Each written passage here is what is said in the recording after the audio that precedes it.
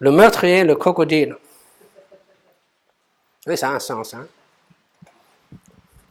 Alors, on va citer un Canadien cette fois, qui s'appelle Neeson.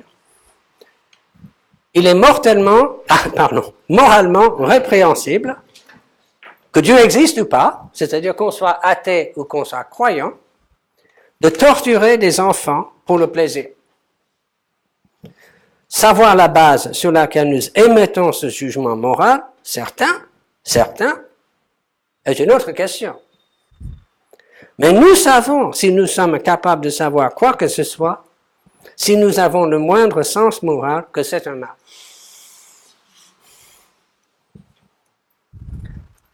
Comment est-ce qu'il sait que c'est un mal? Quel est le fondement? Même s'il sait, je souligne le mot, que la torture des enfants innocents est moralement condamnable, et il est certain de le savoir, sur quoi se font-ils pour prononcer ce jugement moral certain? Quel est le fondement de la morale chez les athées? Vous croyez que l'univers se préoccupe du bien et du mal? L'univers physique? Pas du tout.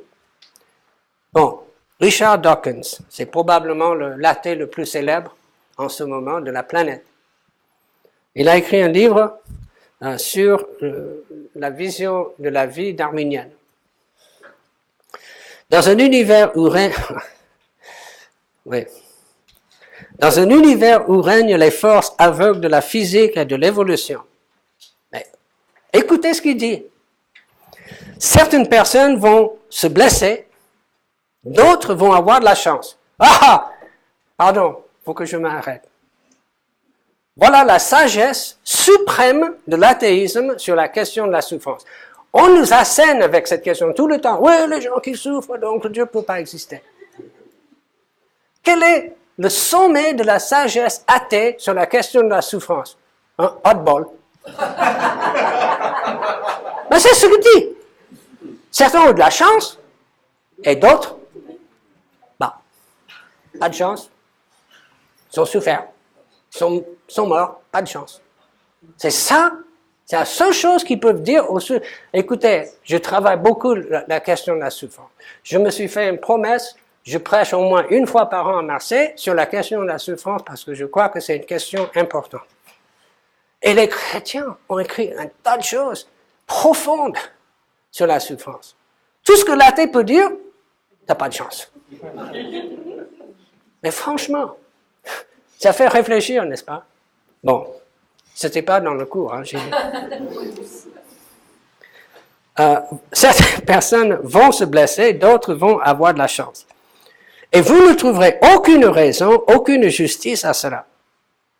L'univers que nous observons possède précisément les propriétés que nous devions en attendre s'il n'y a au fond aucun dessein ou modèle, aucun but, aucun mal, ni aucun bien, rien si ce n'est qu'une indifférence aveugle et impitoyable.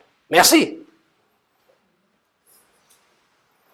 Aucun dessein, aucun but, aucun bien, aucun mal. Qu'est-ce qu'il utilise? Impitoyable. Indifférence, impitoyable. Alors comment Nielsen sait-il que la torture des enfants est moralement condamnable dans un univers comme ça? Comment est-ce qu'il sait? Sur quoi est-ce qu'il base cette opinion? C'est cette certitude. Il dit, je suis certain, même si on n'est pas croyant.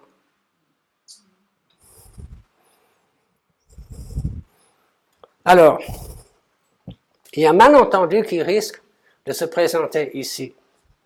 C'est que les gens vont nous dire, tu as l'air de dire que les athées ne croient pas au bien et au mal. Tu as l'air de dire que les athées sont tous mauvais. Non, c'est pas ce que je suis en train de dire. Les athées peuvent être moralement exemplaires. Et les athées, ils croient au bien et au mal. C'est pas la question. La question est de savoir, est-ce que leur philosophie de vie leur permet de croire au bien et au mal? Vous voyez la différence que je veux dire? En fait, nous avons dit le contraire. Les athées sont des êtres humains faits à l'image de Dieu. Ils ne peuvent pas ne pas savoir qu'il existe un bien et un mal. Si moi je suis un fils de Dieu par création, l'athée aussi. C'est un fils de Dieu dans ce sens qu'il a été créé par Dieu. Si moi j'ai la loi morale de Dieu gravée sur le cœur, lui aussi. Il a la loi morale gravée au cœur. Quoi qu'il dise sur l'inexistence de Dieu et sur l'inexistence d'une loi morale dans un univers matérialiste, il se soucie bien du bien et du mal. Et en fait, ils finissent par vivre comme si la vision du monde chrétien était vraie. Vous voyez cette flèche? Ils peuvent dire ce qu'ils veulent. Mais quand il s'agit de vivre, ils viennent chez nous. Certains athées, surtout ceux qui n'ont pas vraiment réfléchi profondément à leur athéisme, ils seront troublés par ce genre de discussion. Ouais, chaque goutte, ça les trouble. Ça les trouble. Il arrive que leur athéisme s'écroule quand ils se rendent compte que la mort de Dieu, comme Nietzsche disait, comme Dostoïevski disait, Dostoïevski était croyant, il dit, si Dieu n'existe pas, tout est possible. Nietzsche disait, si on se débarrasse de Dieu, on se débarrasse de la morale. En même temps. Alors, petit à petit, nous voulons amener l'athée à comprendre cela. Il arrivera peut-être qu'il dira, mais ma vision du monde est vraiment fausse. Ça arrive, hein? C'est rare, mais ça arrive. Que quelqu'un dise ça et puis il demande le baptême. Mais il est rare qu'un athée sérieux, militant, il tombe à genoux et se réveille de sac et cendre pour se repentir quand il apprend que l'athéisme ne lui permet pas de croire au bien et au mal. Alors, qu'est-ce qu'il va répondre à notre argument? Qu'est-ce qu'il va dire? L'athée moyen, quand on lui dit que la loi morale ne peut pas exister si le nationalisme est vrai. Il va dire ceci. Mais, pas vrai. On peut élaborer une morale sans Dieu. Voilà ce qu'il va dire. Peter Singer, on va revenir à lui. C'est un nom très connu. Professeur de bioéthique à la prestigieuse université de Princeton. Il adhère à une morale qu'on appelle utilitariste. Il croit qu'on peut faire des jugements d'ordre moral en calculant dans chaque situation la solution qui va produire le plus grand bonheur pour les êtres vivants, à l'ensemble des êtres sensibles. On appelle cela parfois le principe du plus grand bonheur. C'est au nom de ce principe que Singer se prononce pour le droit à l'avortement. La plupart des partisans, ça devient intéressant. La plupart des partisans de l'avortement sont d'accord avec notre première prémisse, ce principe qui dit il est moralement condamnable, il est mal de tuer un être humain innocent. Ils sont d'accord. Là où ils ne sont pas d'accord, ils disent un fœtus, un enfant naître, n'est pas un être humain. D'accord? Oui, non, on ne doit pas tuer des êtres humains innocents, mais un enfant dans le ventre de sa mère n'est pas un être humain. Vous comprenez? C'est comme ça qu'on raisonne. Alors Singer, il dit c'est pas vrai. Il dit, mais bien sûr, un enfant dans le ventre de sa mère, c'est un être humain. Qu'est-ce que c'est, une grenouille? Donc il est d'accord avec nous pour dire qu'un enfant dans le ventre de sa mère, c'est un être humain. Ce qui conteste, c'est notre premier principe, qu'il est toujours mal de tuer un être humain innocent. Il dit non, c'est pas toujours mal. Le meurtre peut être justifié. Il faut calculer quelle solution produira le plus grand bonheur. Donc on peut tuer un enfant dans le ventre de sa mère si ça rend la famille plus heureuse.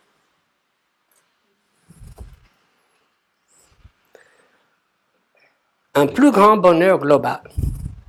Donc, on doit calculer le désir de la maman et le désir de l'enfant à naître. Malheureusement, l'enfant à naître ne peut pas s'exprimer. Non, mais c'est vrai. Et c'est ce qu'il dit. Il dit les désirs de la maman sont plus importants que les désirs de l'enfant, parce que l'enfant ne peut pas nous dire ce qu'il veut. Non, mais c'est ce qu'il dit. Je ne suis pas en train d'inventer ça. En 2012, moi je me souviens de cela. Ça m'a choqué un peu. Il y a une féministe new-yorkaise qui s'appelle Naomi Wolf. Et elle a fait ses mémoires, elle a publié ses mémoires. Et elle a exprimé ce même argument, mais beaucoup plus brutalement. Elle disait que bien sûr, l'avortement, c'est un meurtre. Bien sûr. Qu'est-ce que c'est autre? C'est un meurtre. Mais c'est un homicide justifié. Pourquoi? Quel est son raisonnement? Elle dit la liberté sexuelle des femmes est plus importante que la vie d'un nouveau-né. Elle a fait le calcul. Utilitariste. Plus grand bonheur.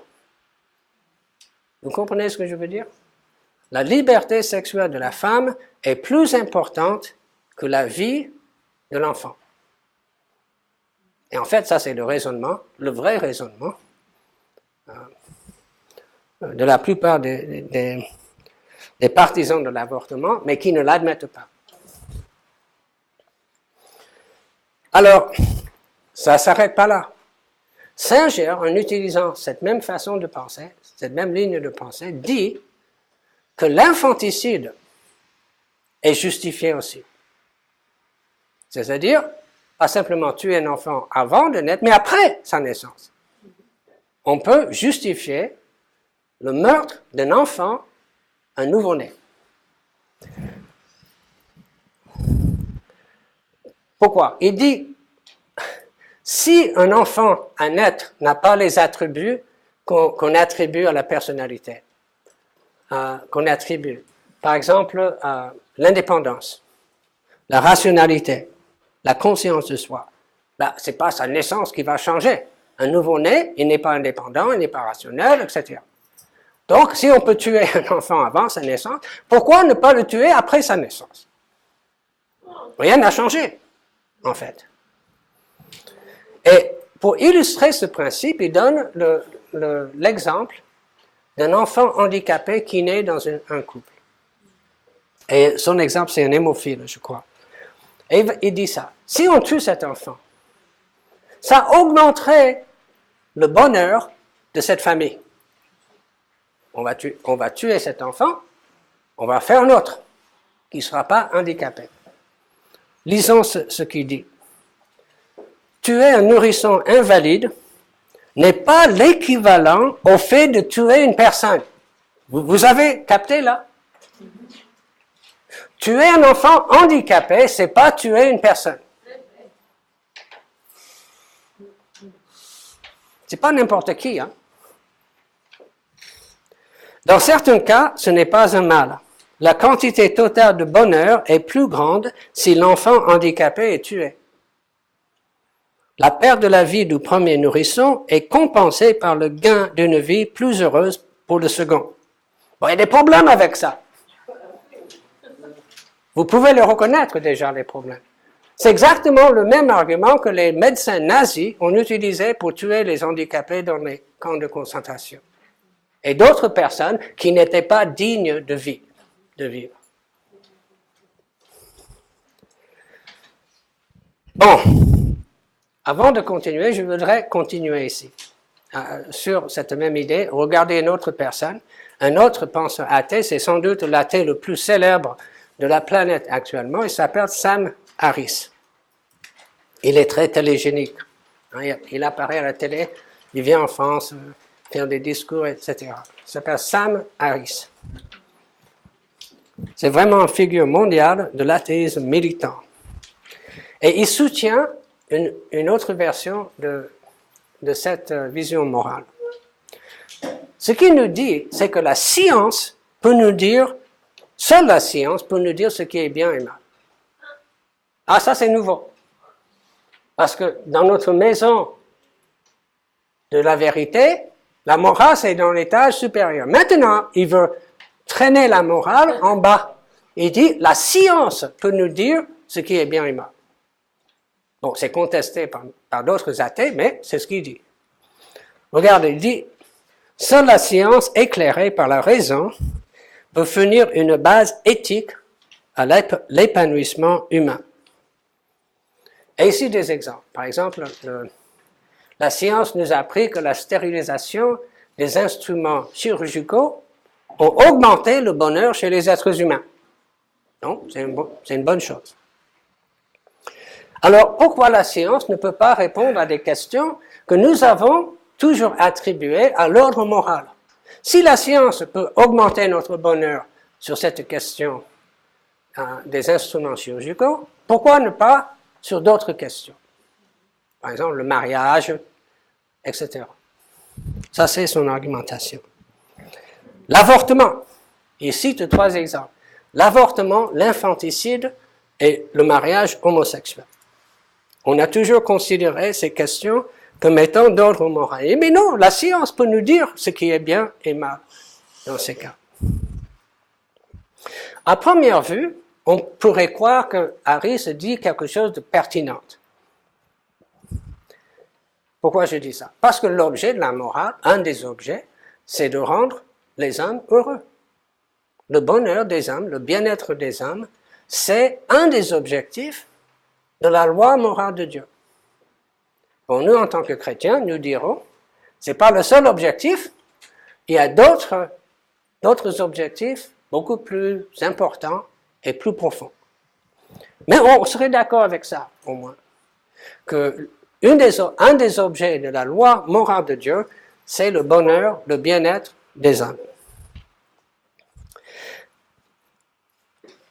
Et il est vrai aussi, les chrétiens seraient d'accord, que les questions sur ce qui fait augmenter le niveau de bonheur humain ont des réponses objectives, pas simplement des opinions. On peut savoir objectivement ce qui augmente le bonheur des hommes. Dieu nous dit que la fidélité augmente le bonheur des hommes plus que l'adultère. D'accord? On peut le voir de cette façon. Donc les chrétiens seraient d'accord.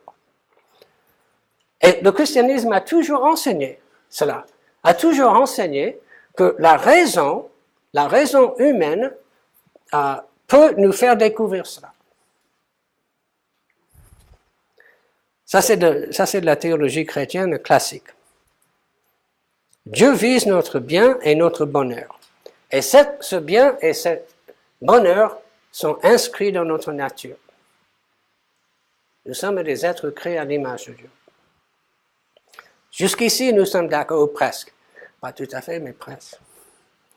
Mais quand on regarde un peu plus profondément la pensée de Harris, on voit bien qu'il ne croit pas vraiment à l'existence d'une loi morale objective. C'est un utilitariste, tout comme Singer. Il exprime cela différemment, mais c'est la même chose. Je m'explique. Harris dit quelque chose comme ceci. Lorsque nous disons « Jean doit faire l'action A », ce que nous voulons dire, c'est « Si Jean fait A, cela fera probablement augmenter le niveau de bien-être ». Les affirmations morales sont identiques aux affirmations factuelles sur le bien-être. Il n'y a pas de loi morale ici. C'est toujours une question utilitaire. Qu'est-ce qui va augmenter le bonheur global des êtres humains et d'autres êtres vivants? Bon, on va revenir à notre exemple du début. Torturer les enfants innocents. Nous dirions, nous, que cela est intrinsèquement mauvais. C'est une action mauvaise, selon la loi morale, la loi objective de Dieu. Et celui qui commet cet acte est coupable. Pas simplement il a des sentiments de culpabilité, mais il est moralement coupable de cela, et il doit rendre des comptes. Harris, lui, dirait que celui qui fait subir des sévices aux petits-enfants est vraiment nul pour calculer et accroître le bien-être global des êtres humains. Il doit être soigné.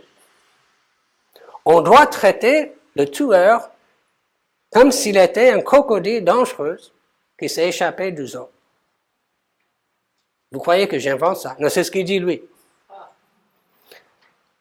Harry se fait explicitement un parallèle entre la façon dont nous devons juger et traiter un tueur en série et un crocodile dangereux. Quand un crocodile vorace vous attaque, il cherche à vous dévorer. Hein? N'est-ce pas? Il dit, est-ce qu'il est coupable, moralement coupable? Est-ce qu'il est responsable? Est-ce qu'on lui fait des conférences sur le bien et le mal? Un crocodile qui cherche à vous manger. Non, qu'est-ce qu'on fait? On cherche à maximiser le bonheur humain, c'est-à-dire notre vie. On cherche à sauver notre vie. Et il dit c'est comme ça, un tueur en série.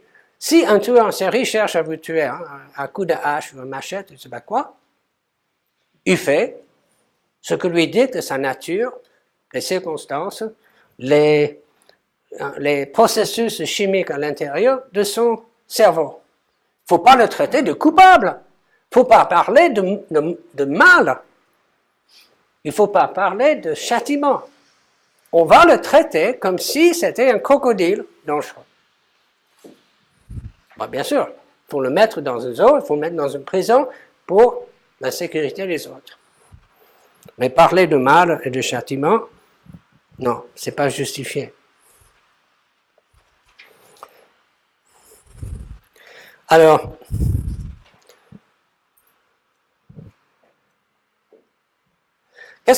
comment est-ce qu'ils voient donc ces athées? Comment est-ce qu'ils voient la loi morale? Ils voient la loi morale comme si c'était le code de la route. Vous avez certaines règles auxquelles il faut obéir quand on conduit, en France et en Suisse, partout dans le monde. Mais on ne suit pas ces règles parce que elles sont intrinsèquement bonnes moralement. Est-ce que c'est un péché, on va dire ça en termes chrétiens, de conduire à gauche? Est-ce que c'est un mal? J'espère que non, j'ai beaucoup d'amis anglais. En l'île Maurice. Ils conduisent tous à gauche. Non, ça c'est une convention sociale. Et on établit ces conventions pour augmenter le bonheur des hommes, parce qu'on ne veut pas que nos routes deviennent des charniers. On ne veut pas des morts sur la route. Donc, on accepte de se plier à ces conventions sociales. Mais il n'est pas question d'actions qui sont intrinsèquement mauvaises ou bonnes. Et c'est comme ça qu'ils voient la morale. C'est des conventions sociales qu'on accepte pour augmenter le bonheur et le bien-être des êtres humains. Donc, quand Harry conçoit les tueurs en série, comme il conçoit les crocodiles, quand il conçoit la loi morale comme il conçoit le code de la route, il applique tout à fait logiquement sa vision du monde naturaliste. Alors, on va revenir à cette question de Singer. Est-ce qu'il est justifié de tuer un nouveau-né handicapé? Moi, j'ai une question pour Singer. Une question. Pourquoi limiter cela à des enfants handicapés? Qu'est-ce que ça change? J'ai un enfant, il dit, il est moche, on va le tuer, on va faire un autre. Et alors, la même chose, n'est-ce pas? Si je dois avoir un enfant moche comme ça, je serai malheureux toute ma vie. Et ma femme sera malheureuse, mes autres enfants sont malheureux. Il vaut mieux simplement tuer et recommencer. Pourquoi limiter ça à des enfants handicapés? Ça, c'est une question légitime. Question légitime. Écoutez, on a des professeurs universitaires qui justifient l'infanticide. Il faut commencer à poser des questions. Il ne faut pas laisser ça passivement. Il faut que les chrétiens réagissent à ça. C'est pas n'importe qui, hein. Singer, il est mondialement connu.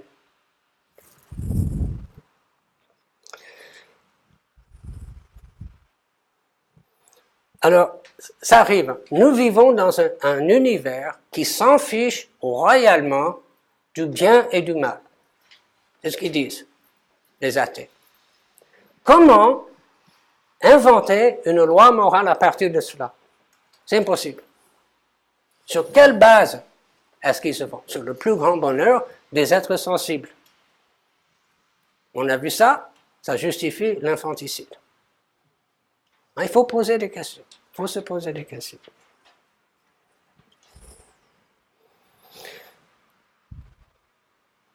Nous occupons, il ne faut pas vous laisser intimider.